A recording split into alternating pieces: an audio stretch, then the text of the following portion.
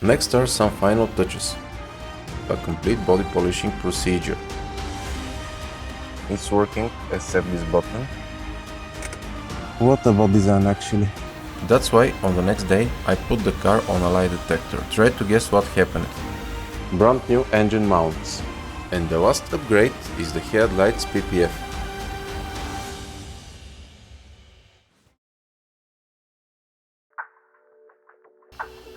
Next are some final touches. During the test drive, I've noticed that the windshield was a bit scratched from the wiper blades. That's why I've decided to polish it, but this is something I cannot do by myself. After that, I carried out a complete body polishing procedure.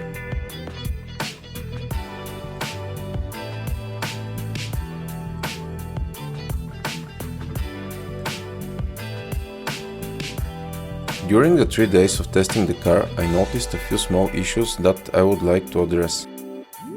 First, the US spec light switch doesn't have a separate rear fog light button. To address this, I need to remove the left dash trim cover and the air vent, replace the switch with the Euro version and reinstall everything. T15 on the left.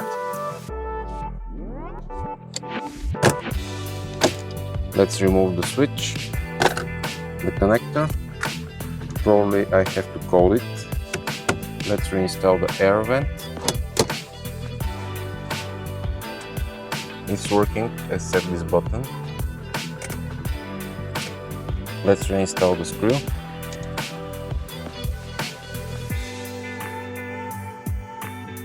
The plastic trim cover. Okay, it's done. Next is the steering column plastic cover replacement. I broke it during removal and the new one has arrived. Although the damage was minor, I prefer to ensure that everything is in perfect condition. There is a hole here with a rubber plug that I previously removed. I need T15 Torx. Press it to the left. I have to do the same on the right side, but I have to press to the right.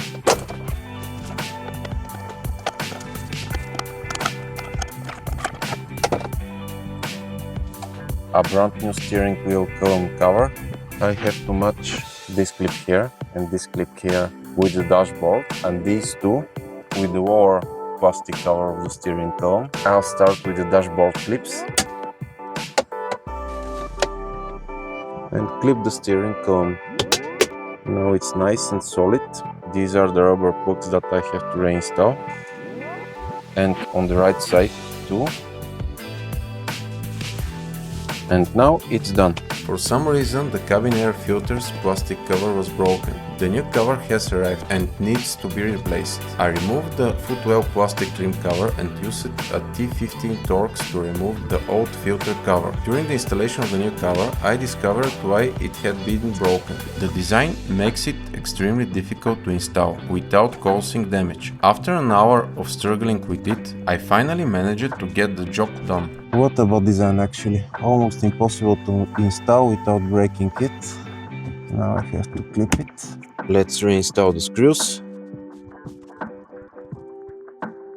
the footwell trim cover. I have to reconnect the lamp.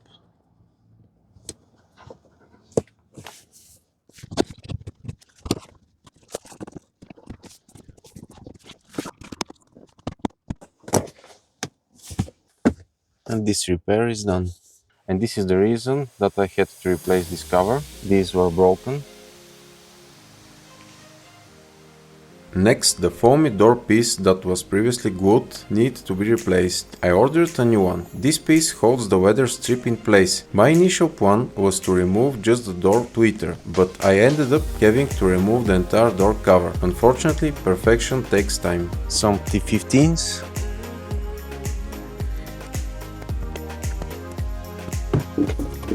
Let's remove the trim. I have to pull it. I need to reinstall this clip on the door trim. I need to remove the window weather strip. Now I have to install the foamy piece here. Let's return the weather strip. Install the door trim. I have to align this rod. The line of the clips. It's time for the speaker.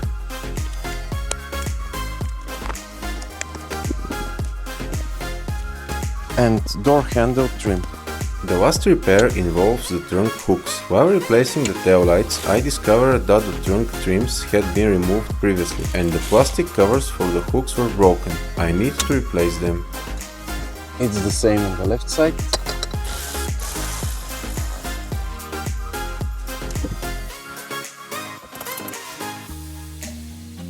The old luggage support hooks, the caps were broken.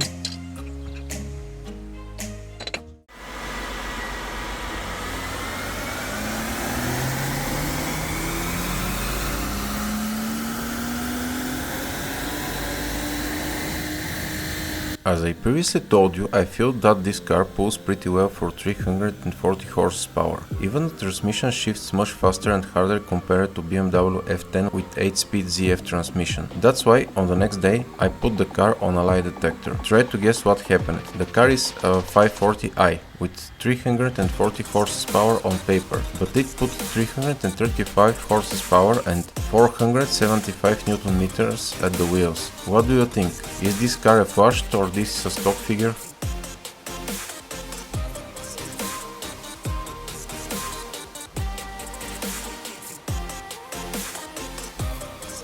And the last repair are these brand new engine mounts. On the dyno I noticed something that I'll try to address. The engine was shaking more than I expected, so I decided to change the engine mounts. I'll put the car in a gear.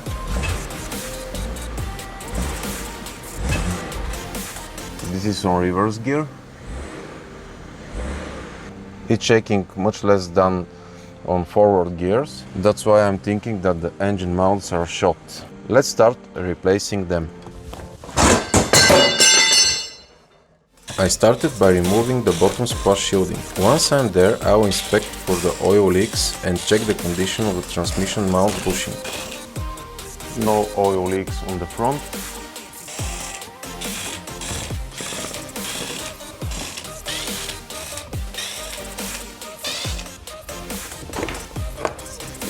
This is the left engine mount. You could see the drop of oil. These are hydraulic bushings actually. Probably this is from the bushing itself. I have to remove the upper bolt and these three bolts on the left side. It's almost the same on the right side and one on the top. This bushing is not leaking. No engine oil leaks. I'm going to remove transmission splash shielding to inspect it for leaks and transmission bushing damage. And the last one. No oil leaks from the transmission. The transmission bushing looks okay. No cracks. The diff looks okay. No oil leaks. My plan is to support the engine with the transmission jack, replace the bushings.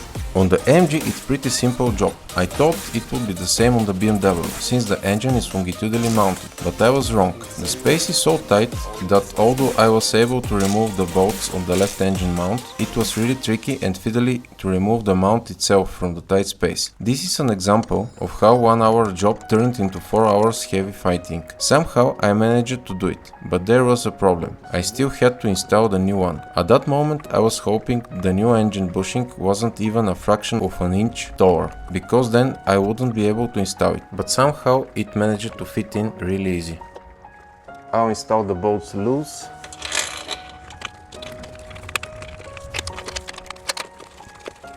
I'll lower the engine.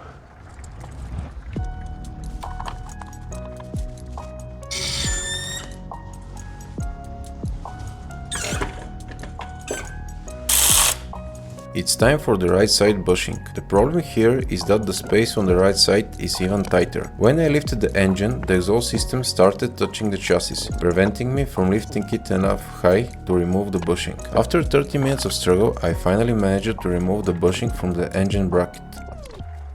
Okay, but now I'm unable to remove it from the subframe. What? The last obstacle was the catalytic converter. Is it possible to remove the bushing without taking out the subframe? The happiest moment here. But wait, how am I going to manage to install the new bushing? Let's figure out. Somehow I managed to fit the new bushing much easier than removing the old one. Now I have to lower the engine. Install all of the bolts. The top bolt. I'll lift the engine one more time. I would like to seat the bushings properly. Let's torque all of the bushing bolts.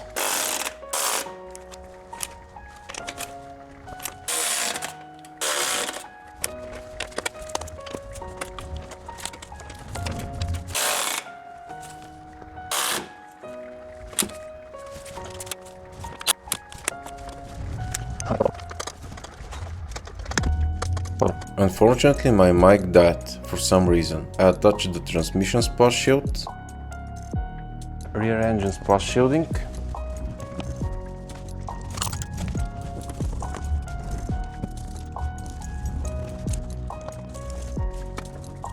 Front engine splash shielding.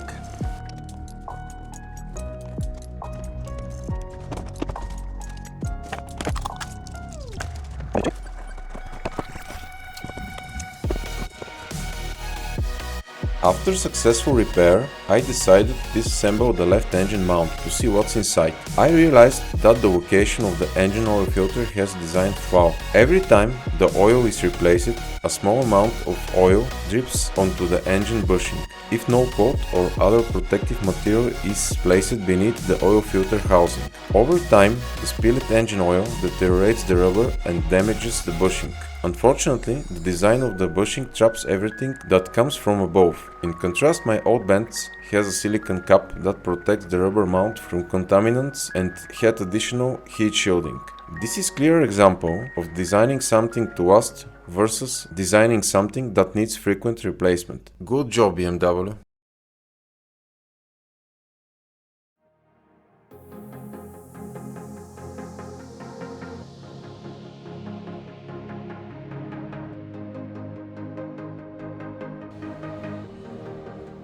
And the last upgrade is the headlights PPF. The fitment was so good that you can't even tell that it's there.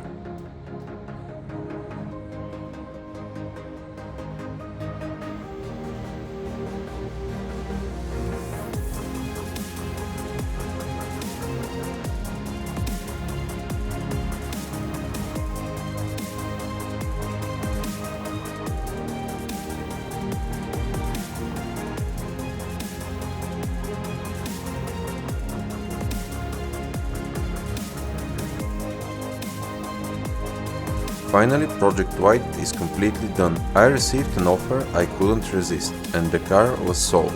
With the money from this project, I'm planning to buy another car to save from being scrapped. So, now I'm searching for a new project. On the other hand, we still have Project 13, which delivers a lot of fun. A small upgrade is waiting, and I'll introduce it to you in the next episode.